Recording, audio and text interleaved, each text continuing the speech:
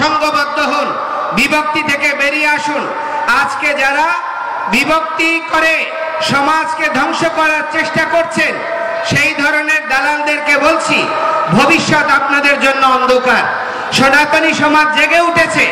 আমি এই প্রান্ত থেকে ওই প্রান্তে ঘুরে গিয়ে দেখছি প্রতিটি মানুষের মধ্যে যে উন্মেষ তৈরি হয়েছে, আর ছলনা করলে কেউ ছাড় পাবেন না। তো সেজন্য আমি আপনাদেরকে বলবো, আপনারা এই অভিযাত্রায় সঙ্গে সংযুক্ত হবেন, আপনারা আমাদের সঙ্গে থাকবেন। তো আপনারা সকলে আজকে সমস্ত গুরুরা, সমস্ত মতাদর্শের সাধু সন্তরা এক জায়গায় এসেছে।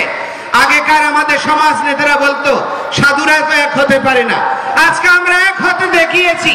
আমার পরম পূজ্য শ্রীমৎ তপনানন্দ গিরি মহারাজ, রবিশ্বরানন্দ পুরী মহারাজের মতো পূজ্য সন্তরা, তারা আমার মতো একজন পুত্র সম সন্তানকে তাদের প্রতিনিধি করেছে। তাহলে তারা বড় হওয়ার অহংকার ত্যাগ করে তারা ছোটদেরকে এগিয়ে যাওয়ার প্রেরণা দিচ্ছে।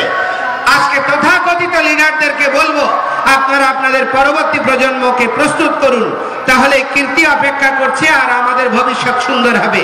সকলের মঙ্গলময় জীবন প্রার্থনা করে আমি আমার বক্তব্য শেষ করছি। শুভ প্রণাম।